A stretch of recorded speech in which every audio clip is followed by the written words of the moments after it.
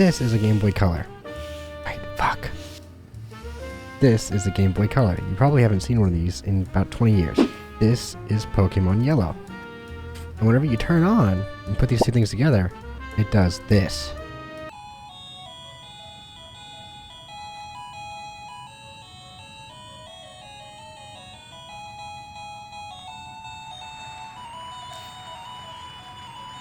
Now what I'm showing you is my brother's save on Pokemon Yellow. My oldest brother's always obsessed with these games, but I never played them. But upon fixing up all of the Game Boys we had, these were all broken. You can see his save here. Now, he put so much time into these games that made me wonder what did he see in them that I didn't. Granted, I wasn't even old enough to play this at the time. And here's another one, the Game Boy Advance SP. Whenever you boot up this one, another banger plays. Specifically, we're going to be looking at Pokemon Emerald for this one. Take a listen.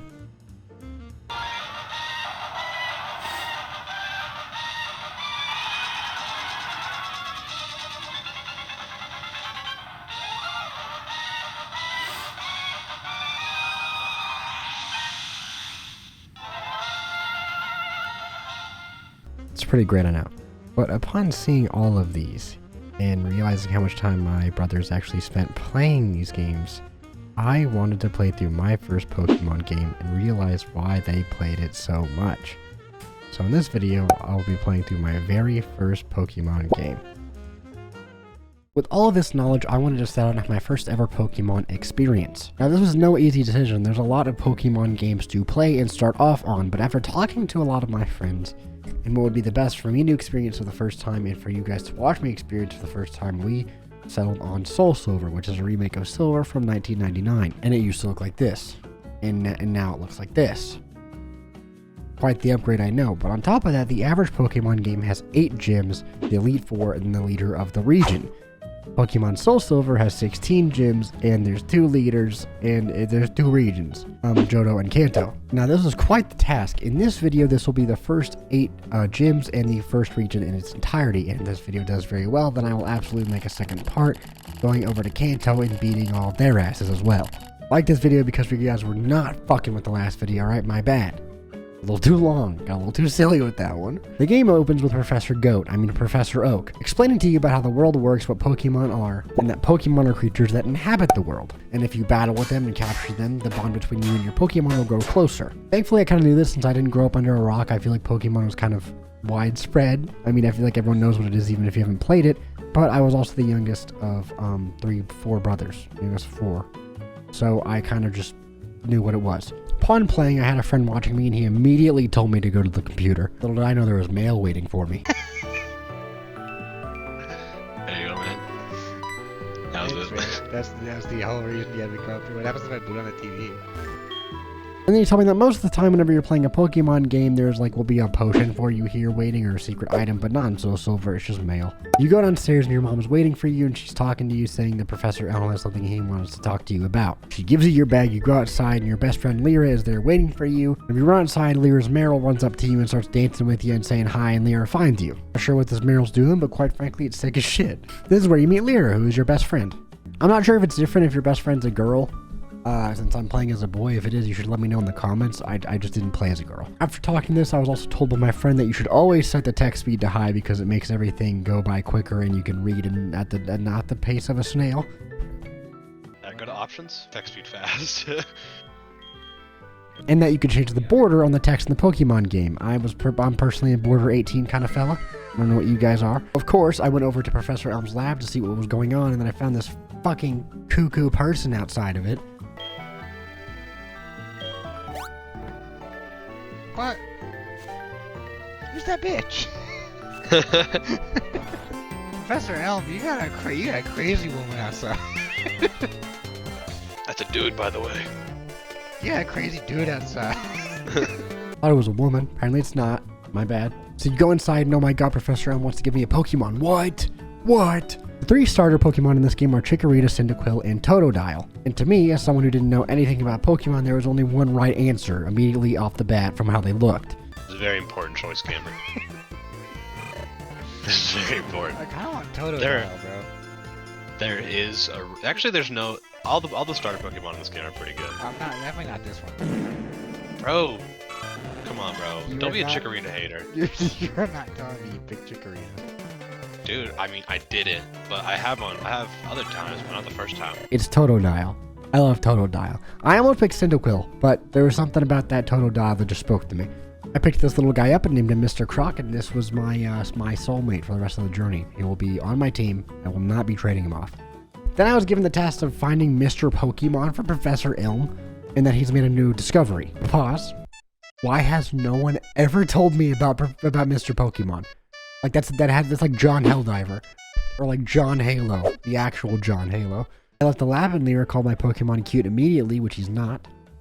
He's fierce. I've only known him for 2 seconds, but I love him. Afterwards, I went back to visit my mom, and I had trouble with the 4 possible movement controls in this game. Hold on, I'm learning the controls. Bro, it's up, right, left, and down. What do you mean, learning the controls?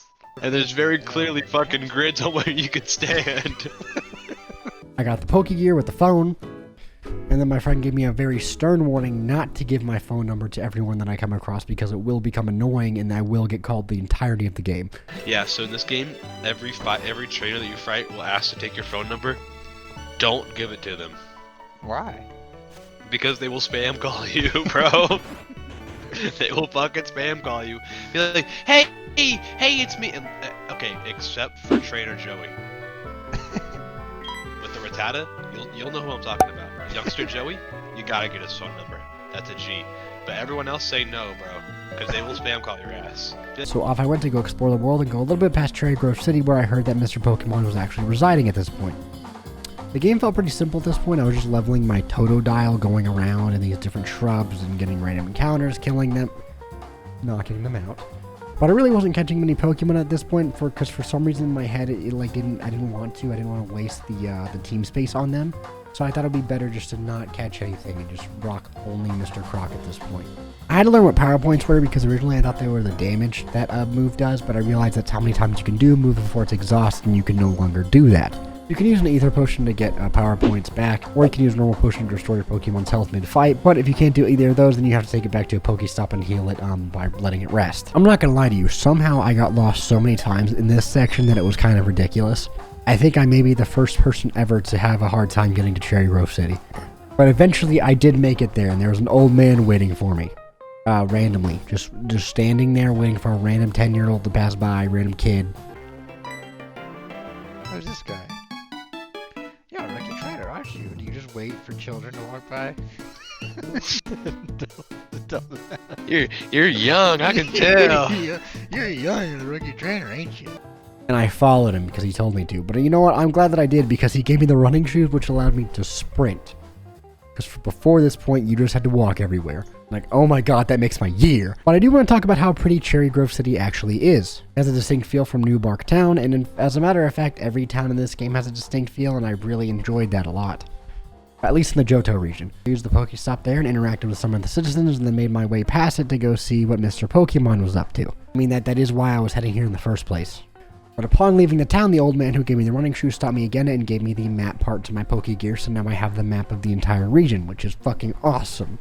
But this is whenever I realized something that no one had ever told me. Pokemon, specifically on the DS, syncs the in-game time to your actual time and date. Meaning that there are some Pokemon that you can only catch during a certain time, or during certain seasons, I'm pretty sure, and I had never known that. No one had ever told me that. And then I got told about apricorns, and this guy said that if I gave him some, he would turn them into Pokeballs, depending on what kind of color they were. They would turn into different ones, and then I gave him an apricorn, and then never came back. For the rest of the entire game. Never went back to that guy. No idea what kind of Pokeball I got for that one. On the way to Mr. Pokemon's house, I was battling a lot of trainers, like so many.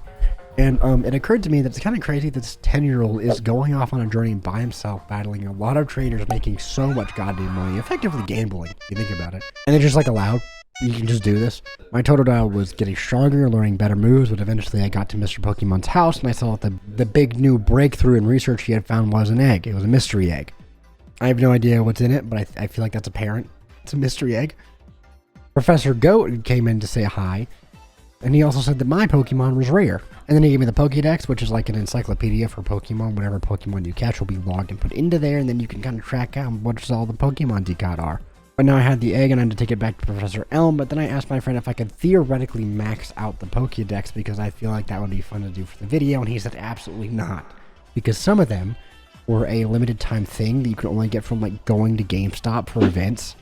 I think Mew was one of them. Like you can't, there's some Pokemon you just can't get anymore. Unless you fucking somehow have that shit still. Which if you do, that's crazy. On the way back to Professor Elm, I basically got a call from him that was like, hey, everything is falling apart, please come back. Which is kind of crazy. I'm not sure why you need me to fix these things. I am but a lowly 10-year-old. And why don't you use the scientist that's in there with you that I saw earlier? Going back there about some more wild Pokemon, and then that asshole from Professor Elm's lab is back. And now he's challenging me. So of course I gotta step up and prove my worth. I had to lay the law down. He immediately Chikorita. Anyways, I beat the hell out of him, and he said he was the world's best Pokemon trainer and ran off. I fucking doubt it. Fucking doubt it, dude. You just lost to Cambro, and it's Mr. Croc. What are you gonna do? What, are you gonna beat me? You can't. Fucking bitch. Alright, buddy, sure, I believe you. Except I don't, because it's gonna be me. I had a nice lady tell me that I could go back to Newbark Town without jumping through all the grass, and just by jumping down some of these little small descents to get back there, and that was nice. And whenever you got back, oh my god, one of the Pokemon has been stolen, and it's the Chikorita, and it was that guy that stole it. Then we have a cop who comes in and he's like, the perp must still be on the scene, I'll come back to it, so it was you, and then accused me. What are you talking about? I am a child. I trekked to the next town over to get a mystery egg from Mr. Pokemon delivered back to here, and you're accusing me. Thankfully, my goat Lyra comes in and tells the cop that it was absolutely not me and that she saw the person who actually did it, and he has red hair. I, of course, mentioned that I battled a boy like that and beat his ass. He asked me what the name was, and I told him it was Diffface. You know, it wasn't anything crazy. I got commended for helping him with his investigation. I gave Professor Elm the egg, and he was surprised that Professor Oak gave me the Pokédex. Not really sure why that's surprising.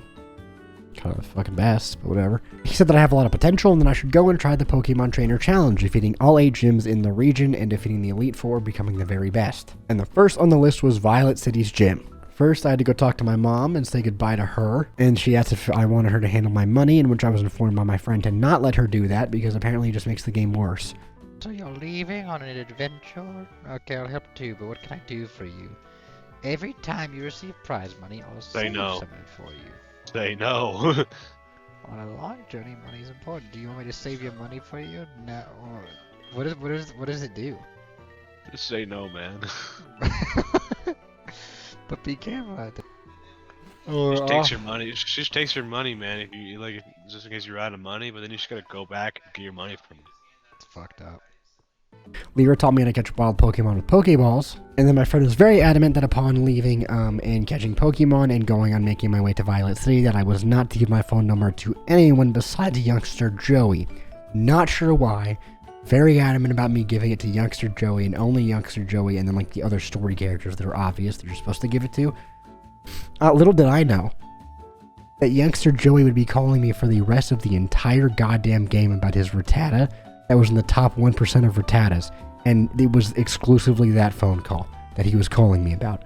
But on the way to Violet City, I fought a lot of trainers and leveled up my Pokemon quite a bit, but upon getting to Violet City, I went into the gym and was told that I was not allowed to enter it yet because I had to go to Sprout Tower and prove my worth. There was a lot of sages in there, and I thought it was really cool that whenever you enter a training area or a building, sometimes they'll show the first-person perspective like pixel art of what your character sees, which I thought was very interesting. Upon scaling it, and proving your worth, you get to leave and then go back and actually fight in the gym. But in the Sprout Tower, I saw the first Pokemon that I wanted, which was a Ghastly, and I caught it and I named it Gassy. But this is where I learned more unfortunate news.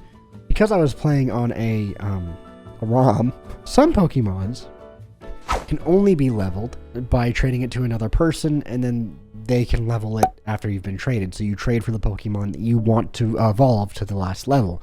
Onyx is another one. It cannot be evolved into Steelix until you trade it to another person. Thankfully, I found a universal Pokemon randomizer, which I didn't know what that was, and I turned it off and changed the ROM to make this actually be a thing. I feel like I explained this poorly, so I wanted to go back and actually explain what I did. I changed it to where the Pokemon level based on their level. and you do not have to trade them anymore. On reaching the top of the tower, though, you run into Diffface. Also, I've fought so many Bellsprouts in this tower, and I don't like Bellsprouts. They remind me of Crazy Dave. Hey, why isn't Crazy Dave behind them? That's my question. Diffface beats all the others at the top of the Sprout Tower and leaves, and then now it's my turn to prove my worth. Of course I did, and then I left. Now I can go fight at the Violet Gym. I went to the Pokestop to heal though beforehand, and this random guy named Primo was asking me questions about his TV show and what I thought about it, and I was just laughing, answering it the entire time. Gluttony?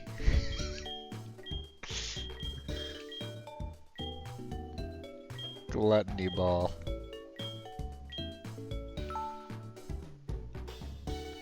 Truly, that gives me an all new energy so I can work even harder. Great feedback, and thank you for continued support. No problem, man.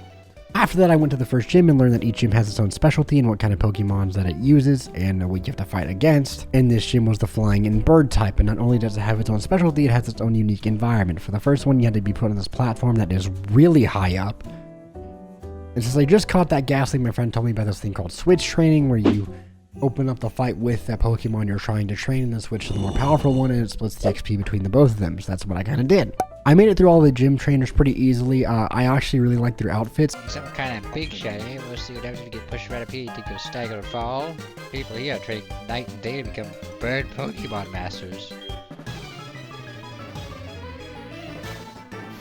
And birds are gonna stand a chance against my fucking crocodile. Send out Pidgey, see what happens. Birdkeeper Rod. Be my rod. But it was time for the gym leader Faulkner, who I decimated with my total dial. I don't know. That's pretty good. If you get crit, you're dead. I'm pretty sure.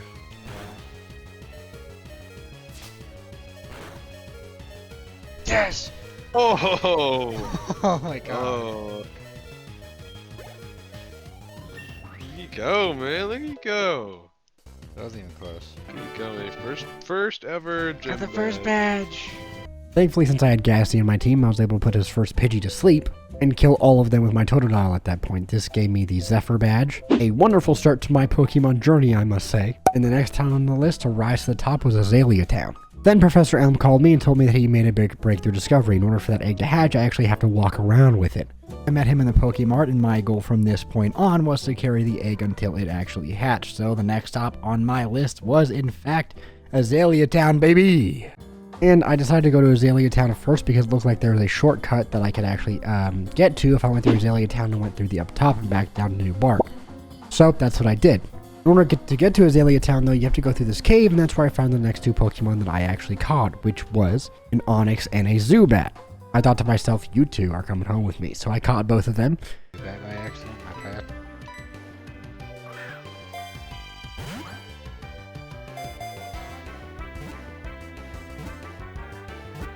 Yippee!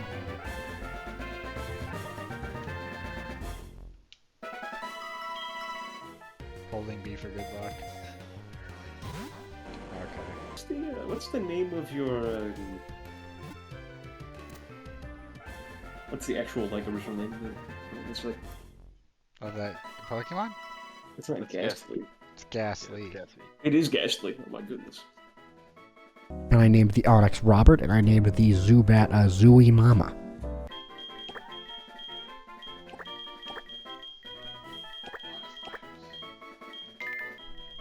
Oh my goodness. Robert. And I started to realize that in Pokemon, you kind of gotta focus on leveling your lower level Pokemon. The level gap of my Pokemon were already kind of bad, but it was getting worse because I was just fighting with my higher level one. So I had to train them. I kind of just had no idea what I was doing. I had never played through a Pokemon game before, and I had a basic knowledge of hey, lower level probably isn't the best. Whenever I got to the Azalea Town, I noticed something else was here too. A Team Rocket member. I knew he was Team Rocket because he beat up this old man in seconds before I talked to him. He also wouldn't let me go into this well that he was guarding, and upon talking to the old man that he pushed, I figured out something was going on within seconds. Those bastards might or might not be illegally harvesting Slowpoke tails and stealing other people's Slowpokes. But my friend, who's a Team Rocket supporter, was saying that, oh, Slowpokes can't even feel it, and that it's legal in every other region. Anyway, you go into this house, and you see this man who's perturbed by Team Rocket's presence, and he tells you that he's going to go stop it. Immediately accuses them of the things that I just told you about, and runs into the well. Just like takes off. The Team Rocket member that was in front of the well is now gone, and you go down there and learn that the old man fell down the well hole, and he asks you to carry on his journey of freeing the Slowpokes from Team Rocket. Alright, man. I'll try. Team Rocket's the worst. And wouldn't you know it, there are Slowpokes down here being held captive and getting their tails harvested by the disgusting Team Rocket members. I don't know who this Giovanni guy is, but every single one was talking about him and trying to live up to him. I don't really know if you guys want to live up to that. But it's up to you, I guess. My Totodile actually leveled up in this cave and became a crocodile. I love the design of the crocodile so much.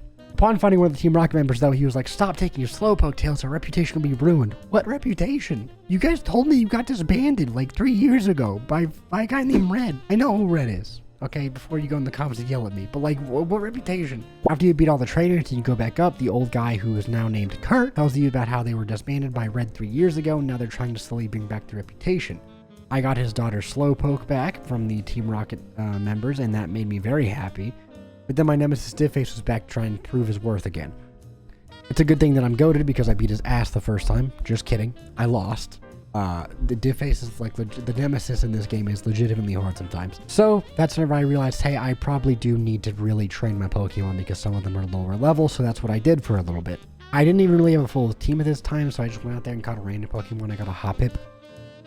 A fun name to say. Hoppip. And then bam, the egg that I was carrying actually hatched. And it was a Togepi, a psychic type Pokemon. Professor Elm immediately called me and was like, "You need to come back and show me what you got right now."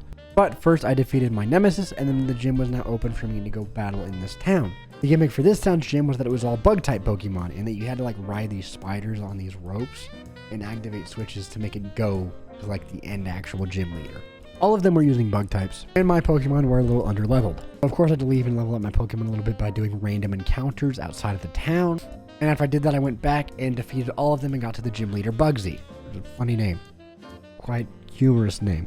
After a long, arduous fight and seeing Scyther for the first time, which is a cool-ass Pokemon. And now, after beating the second gym, I now had my second badge. That's 2 out of 8.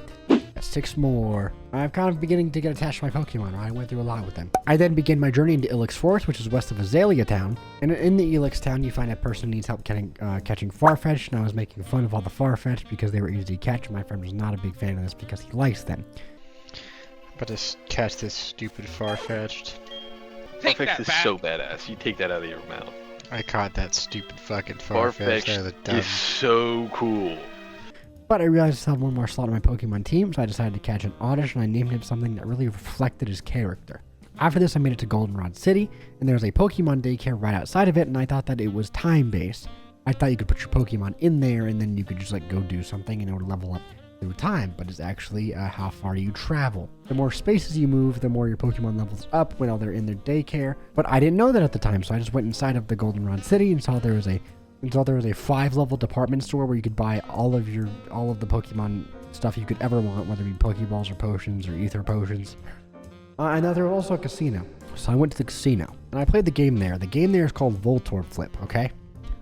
I thought I was dumb because I couldn't figure it out. I figured it out. I figured out how to play the game, how it's supposed to work, but I thought since this was a game meant for like 12-year-olds that there would be a way to solve it, like Minesweeper, or like it tells you how many bombs are on each column. And so I was like, okay, I can figure this out for sure. No, there's no 100% guarantee that you can figure out any of the levels. I spent a day and a half trying to win all of the points so I could buy the Dratini in there. And I got so fed up that me and my friend used a Voltorb Flip solver, and only at that point did I realize there is no actual 100% solvable way to find out and figure out what fucking space you're supposed to click. Dude, I stayed there until I got that Dratini, but every time I saw that Voltorb flip over, I saw my past 7 lives of being a fucking Team Rocket member. But after that, I went to the Goldenrod City department store, which is really cool because Goldenrod City is actually based on Osaka, in Japan, which is awesome because it's a very busy and big city in that region. Meaning that it makes a lot of sense for this specifically to be here because whenever you're in a very big and busy city, a lot of times they expand upwards instead of out more horizontally. And this is a very common thing in Japan and like bigger cities especially, where malls are just very vertical. So I thought that was really cool because no other town has a shop like this in this region. Also really cool because you get the bike from Goldenrod City after a guy asks you to like promote his bike business by riding one around. It's the only big city that would require a bike. But I went to go fight the gym there, and they only use normal type Pokemon, which is great because apparently I was supposed to use fighting type Pokemon for the gym. I didn't have any of those. So I just went in there. The gym really wasn't that bad, however, its design is fucking nuts. It's like all pink and all over the place. It was a battle in of itself to get to the gym leader by like navigating it. But I got there eventually after going to the Pokestop a couple times to heal in between fights. But now that I had a Dratini, I sent him out, and oh my god, that guy does a lot of fucking damage. But he also takes a lot of damage. But Dragon Rage is such a good move. It carried me like halfway through this game. My friends made fun of me for legendary spamming. It's my first time playing a game. There was not an hour that could go by without my friends getting on my ass for how I was playing a Pokemon game. It's Pokemon, not a 401k, and it's a crocodile, not the IRS. Get off of my ass. Anyway, I digress. Okay, the leader of this gym was Whitney, and her lineup was pretty good, but it was no match for Cambrodius. Clefairy, more like Clefuckery, you know what I'm saying? No, it was actually kind of hard, but only specifically because of Miltank. I did not enjoy that Pokemon. It's so tanky, and it just stomped on all mine. I thought that Pokemon was going to be like super easy, and then it was like a kid's game, which it is, but holy shit, there are some points where it's like actually hard. In some gyms, feels like I'm fighting prime Mike Tysons with my hands taped behind my back and blindfolded. Not this one, I will get to them in a minute. And then my Crocodile literally fell in love with the Miltank. What the fuck is the counterplay there? But eventually he saw through her ways and killed her, and that got us the plain badge, and we now have 3 badges out of 8. Afterwards, I left the gym and went next door and found an old lady who gave me a squirt bottle that looked like a Squirtle. I want one of these in real life. And then I found a place where I could name my Pokemon, which I hadn't named the Dratini yet, so I named it. Something that was relative to its genuine power. Something that could be feared by everyone who saw it. Maybe an officer. Kevin James. Kevin James was the name I settled on. After this, I learned about the radio password that happens once a day, and you can go there and learn the password off of the radio and get a gift from the radio host. That's what I did. You gotta decipher that shit though like you're playing Batman. But after this, you go north and head through a forest and battle so many trainers. Why are there so many all the time waiting for me? Why don't you guys battle each other? Why is it always me, just a mere child? Then you get to the national park though, which has my favorite soundtrack in this entire game. The National Park soundtrack on Sound Silver is so good. I also haven't mentioned it yet, but I really appreciate how some of the trainers are designed to look like their Pokemon. I thought that was really cool. After this, I used a squirt bottle on the tree that I was supposed to and realized that it was a Sudowoodo, and I felt stupid because I killed it, like immediately. And only after killing it did I realize that it was probably a one-time thing and that I was definitely not supposed to kill it and catch it because now I'm not going to be able to get it again. I felt so stupid because that only clicked with me the instant that I killed it. After this, I had a duel battle, which I laughed so hard because the enemy used a move called Double Slap, which I hadn't seen yet, and it's so funny.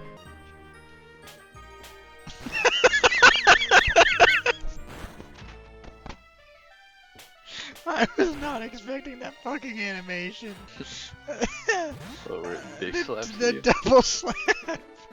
Then I made it to Ecruteak City. I don't know how to pronounce it. And shortly after, I entered this broken down burnt tower where you get to see the 3 legendary dogs the first time. And you meet this guy who really wants to catch Suicune, the blue legendary one, and he's a character. Face was waiting for me there again, my nemesis, so I had to battle him again. And I lost. Then I had to go train, and then I went back and I beat his ass. I do want to say that while I went to go train, I went to this theater and found this Team Rocket guy dancing on the stage, and it's probably one of the best moments of the game.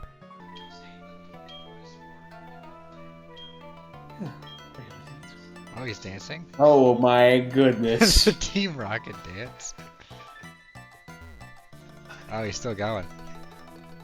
Dude, guys, you want to Yeah. give it? Huh? You dare get in my way. See kind of oh no. But I went down the ladder to see what all these legendary dogs were about, and they immediately ran away from me, but the fanatic of Suicune came down and says that that's the closest he's ever been to that Pokemon. The other 2 are named Entei and Raikou, and now they're marked on your map for you to go catch, which is, oh shit. I tried to catch Entei for like 3 hours. I save stated, I'm not even gonna lie to you guys. I save stated. I went out there, and my friend told me that a fastball was the way to do it.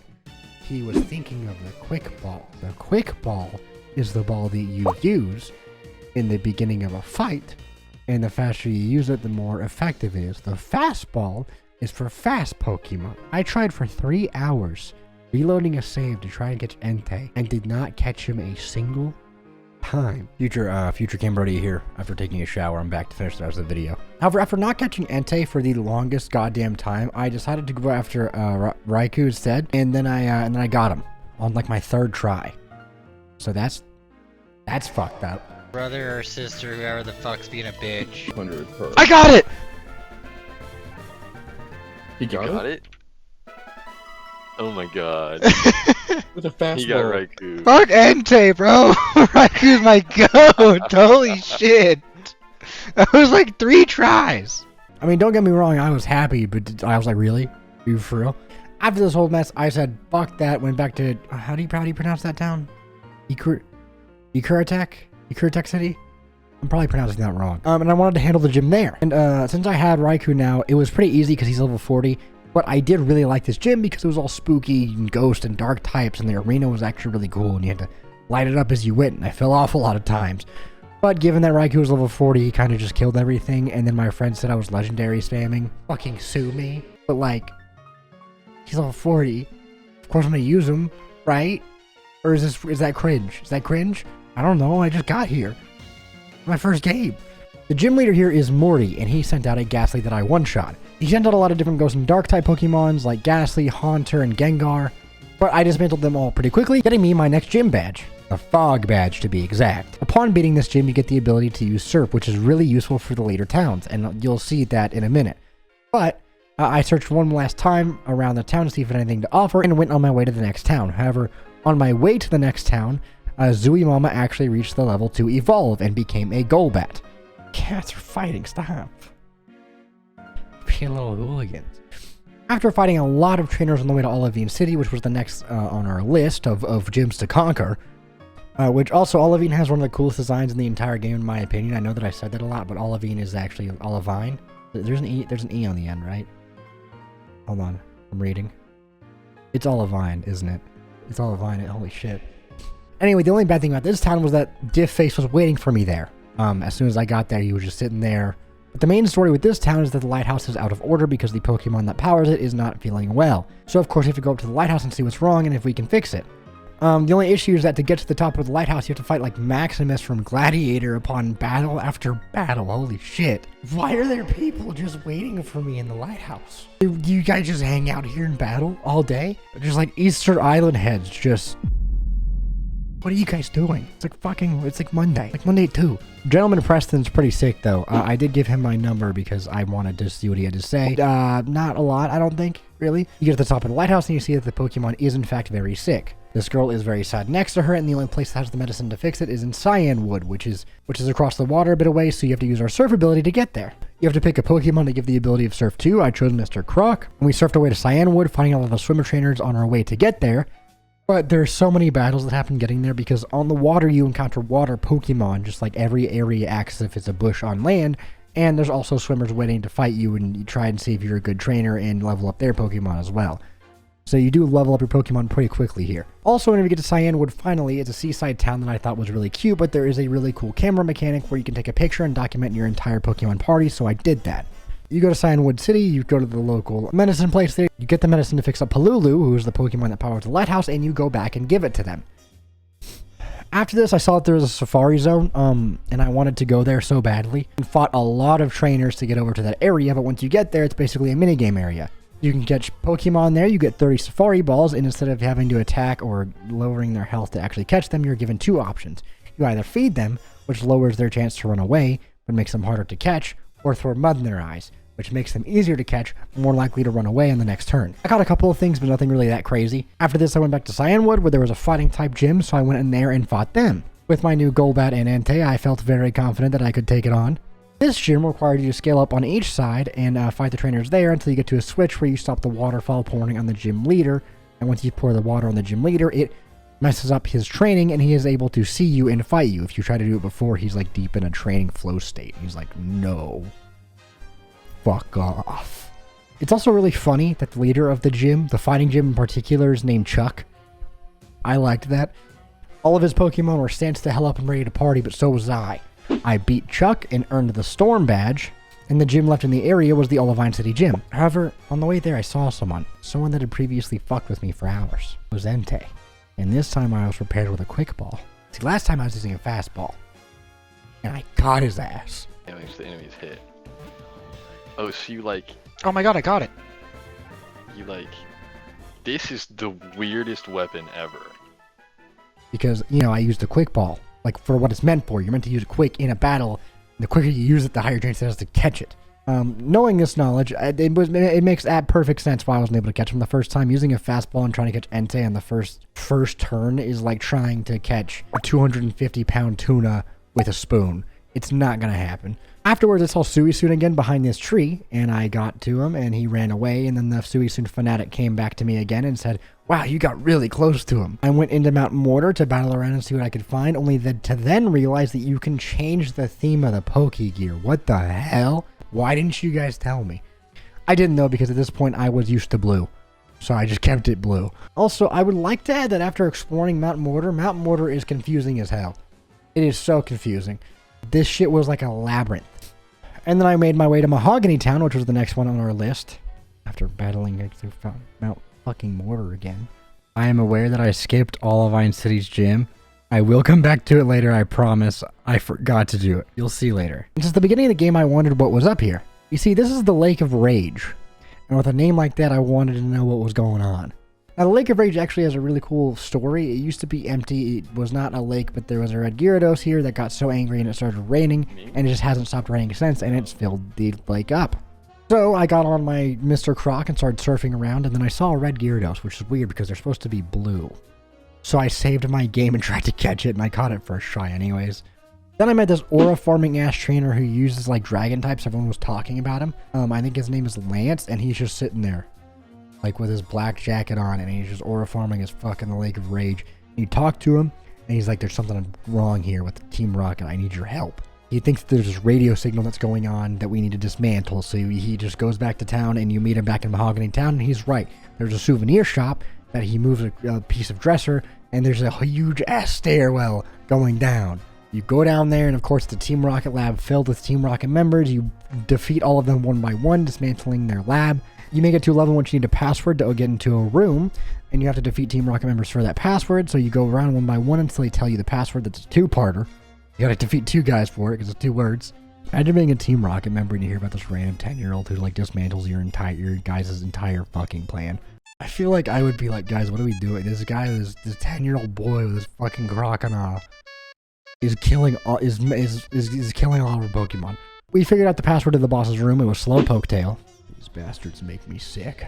And then for some reason, Diffface was there, just like waiting in the Team Rocket lair. He asked me about Lance because he apparently lost to him and then got very offended. He's like, it's not that I lost, that's what bothers me. It's the fact that I lost and Lance said that I don't love my Pokemon and cherish them enough. I couldn't be a loser like him. What the fuck is your problem? What is your deal? Do you punch babies and kick raccoons? Then he leaves and you go to the boss's room and you see this guy dressed as Giovanni, which at this point I looked up who Giovanni was and I knew, and it's just Petrol. It's just the guy named Petrol. It's not Giovanni. And then you need the password from him to get into the transmitter room, turn it off because they've been turning on this radio signal to mess with the Pokemon. It's been making them like sad and upset and angry. So we go in there to turn it off, and we got ambushed by a Team Rocket Grunt and Executive Ariana, but Lance was there to help me, so we had a duel battle. He was able to back me up with his Dragonite. See that, Kevin James? See that? You're gonna be that soon. Kevin James is gonna be a big Dragonite soon. After beating them, you have to turn off the radio signal, but it's powered by Voltorbs, so you have to fight a bunch of Voltorbs. Good thing I fucking hate those guys. After this was the gym in the Mahogany Town. These are all Ice-type Pokemon, which this one took me way too long to figure out because it has ice puzzles where you slide around and I'm just stupid. So it took me forever. Getting to the fucking gym leader on the ice was actually more difficult than the fights in the gym. However, whenever I arrived, Leader Price was there waiting for me and I fought him. He fought me with a Seal that was really cute. I like those guys, and a Dugong, who's also really cute. Entei was really good in this gym because, well, he's a fire type, so he just kind of killed everyone. And I got the Glacier badge from Price. After this, though, there's like this section you can go past to go to the next area, but I couldn't go past it because there's this old guy that was like, you haven't completed everything yet. And I was trying to think about what I hadn't done, and I hadn't done the radio tower thing in Goldenrod. But actually first, I realized that I also didn't do the gym at Olivine, which is a steel type gym. And the design of it's actually pretty sick. It's got this whole steel gateway that you got to go through and fight trainers to get to the end. The trainer's actually the girl from the lighthouse that had the Polulu, and you fight her for the gym badge. So I did that and then went to Goldenrod. And this gets you the mineral gym badge that I saw earlier. Like I saw a Team Rocket member sitting outside the Goldenrod radio tower, and then I didn't do anything. I didn't figure out what you're supposed to do with that. That's my bad. So I went back to Goldenrod. Specifically, I started exploring, and there's these tunnels around Goldenrod, and I went down there and I found there was a Team Rocket member trying to recruit people, and he just assumed I was a new recruit, gave me clothes. So then you can go up into the radio tower, and then now Team Rocket has infested the radio tower, and he's going to let you in because you look like one of them. You go in, you try to go up to the second floor, and you're about to go up to the second floor and infiltrate their whole thing until Diffface arrives, and he just outs you. And then they know who you are. So I fight to the entire radio tower. It's the very end. There's so many trainers in here, and they all suck, and they use Muck and Grimer and Arbok and coughing and wheezing. And then you get to a guy who you think is a radio director, and it's just Petrol. It's just Petrol again. He's just dressed like him. So you beat him. He gives you the key card to go to the actual Team Rocket lab, which is underground. So you go down there, and you go in there.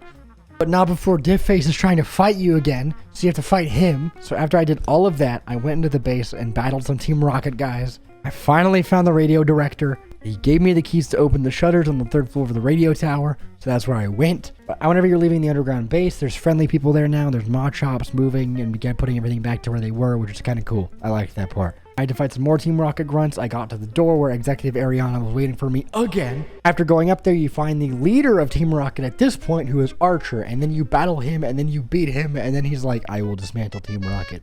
You have proven that we are not ready to be back. I did it. Me, a 10-year-old boy. I dismantled a terrorist organization by myself.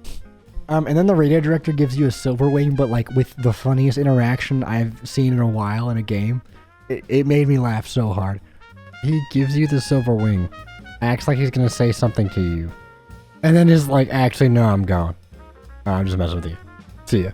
Now, this allowed me to go past Mahogany Town and go past the old guy who gave me a Rage Candy Bar. I never ate it, so I don't know what that does. I'm probably gonna go look it up after. Actually, I'm gonna look it up and just look at. I don't know what it does. But going down this path past the old man takes you to an ice cave that took me entirely too long to figure out how to navigate. Because it's all ice puzzles again. My favorite part about Pokemon 2 is that you'll just find people in the most uncomfortable situations, like this ice cave, who are just sitting there waiting for like someone. Once you get through here, though, you get to Blackthorn City, which has the Dragon Gym. The fucking Dragon Gym kicked my ass. The design of this town's pretty simple, but the main thing was that I wanted to beat the Dragon Gym, and every time I went in there, I got my ass kicked, so I had to train for a while to level up my Pokemon. I had to train for a good amount of time. It was my worst nemesis, not only because it was a Dragon Gym, but because of the way that it operated. If you fainted, you had to go back in there and spin all these fucking platforms again to get to the end. I trained so long for this gym that Mr. Croc reached his final form, the Feraligatr, and my Dratini was now a Dragonair. Fuck Seadra. I mean, he's cool and I like his design, but he made my day worse every time I saw him. It was like getting a test handed back to you, but it was folded in half. Like, you knew. But after like 2 days of playing and training and trying to level up my Pokemon whenever I could, I did actually beat this gym. The leader, Claire, is a tough-ass opponent. And I beat her mainly because I trained my Pokemon, but also I brought in so many heals that I exhausted a lot of her Pokemon's moves. So they couldn't really do anything. I don't know if that's also frowned upon. I didn't mean to do that. It just happened. She then tells me that I have to prove my worth by going out back and surfing on the water to get to a cave, where you go into the cave and there's some trainers in there that you can fight. But once you go to the middle of the water in the cave, there is a structure there. You go inside and there's old guys waiting for you, and they try to prove your worth by asking you questions, and the questions are pretty straightforward. I answered them like anyone would, I hope. I proved my worth, and then the leader, Claire, came in from the Dragon Gym and gave me my Rising Badge. And then the old guy told me about Lugia, this legendary Pokemon that comes out every once in a while and sits at the waterfall basin in the Whirling Islands. Professor Elm called me, and then gave me a Master Ball after that, so that's pretty sick. But you need a Silver Ring to get there, which is odd because I think I just got one of those. And told me there was kimono girls waiting for me in the theater at Ecruteak City, so that's where I went, and there was. You have to fight all of them to pass another test, in which they all have Eevee evolutions. They have like Vaporeon, and that's the only one I know. No, Umbreon. I know Umbreon too. Fuck, what's the yellow? Jolteon. Yellow. Yeah, there we go. You have to fight all of them. There's more than that. I just don't remember the rest. You have to fight all of them, and then once you defeat them, they said they'll be waiting for you in the world at the Whirl Islands. The Whirl Islands are between Cyanwood and Olivine, so you have to go back down there. After fumbling my way through the Whirl Islands because it's so confusing, like they're all connected, but you can only reach certain points by going down to different caves that are on the water. Because it's all the same cave underneath, but there's different entrances. I eventually found my way there into the waterfall basin. Lugia came out, and I used my Master Ball to catch it, which apparently is also a bitch move. What? Once again. No, I mean, I legitimately don't need luck. I have a Master Ball, bro. I'll be fine. Wasting a Master Ball as a mage. That's like the one thing you could use a Master Ball on, and it would make sense. Fine. Yes! And they say Pokemon wasn't 3D times. So many have tried again and again. Canberra, your heart in complete harmony with the title Bell. It's finally allowed it to appear. But don't use a Master Ball. I'm using Yeah, if you use a Master Ball, you're a bitch. I'm using a Just so Master you know. Ball. Don't use a Master Ball, you're a bitch. You're literally just asking me to put myself at a disadvantage for no specific reason at all. one, I mean this, no one has ever used a Master Ball on the Legendary, okay? I think there have been many cases. I think you're lying.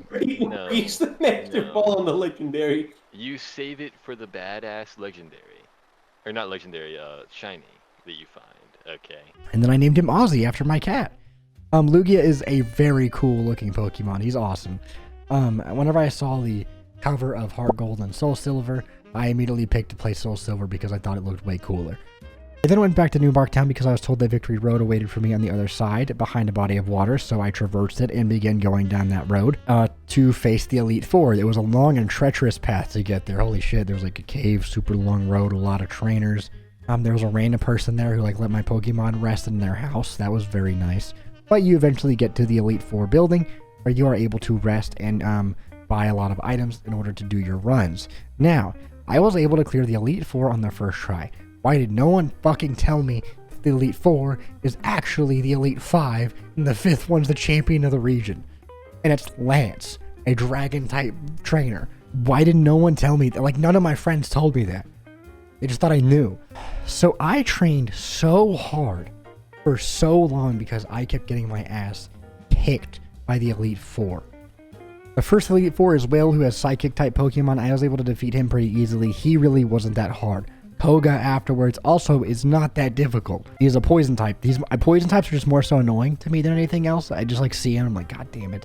Bruno, who had Fighting-type Pokemon and possibly one of my favorite trainer designs, is really awesome. I also just like Hitmonchan, and he had an Onix, so that's cool. Karen is where I usually lost if I didn't make it to Lance, but I only died to her a couple of times, and then Lance was afterwards, and he just fucked my shit up. So I trained out there in the Victory Road for so long that my Dragonair became a Dragonite and my Onix became a Steelix, because I went out and farmed Magnemites till I got a Steel Coat so I could level him. This part of the game, unironically, took me longer than like any other gym, rightfully so, but I was like 3-4 days, 2 or 3 days. But after training my Pokemon for so long and buying so many potions, I finally was able to make it to Lance with my Pokemon in good enough shape to be able to heal them, outlast his abilities, and kill him, and become the region champion. Oh my god. Having never played a Pokemon game before, I really wasn't sure what to expect. I knew what the basic gameplay of Pokemon was, but I'd learned the different weaknesses and strengths of Pokemon on my team and also other types, because knowing that is so critical. I also learned about halfway through the game that your nemesis picks the opposite starter of you, and that's why my nemesis Stiffface picked Chikorita, because I guess it's the opposite of Totodile, which is another cool thing that I was not aware of. However, I will admit that beating Lance and becoming the champion of that region was one of the most gratifying and exciting things that had happened in a game for me for a while, just because I had to work so hard to get it. I had around 50 hours on my save at this point.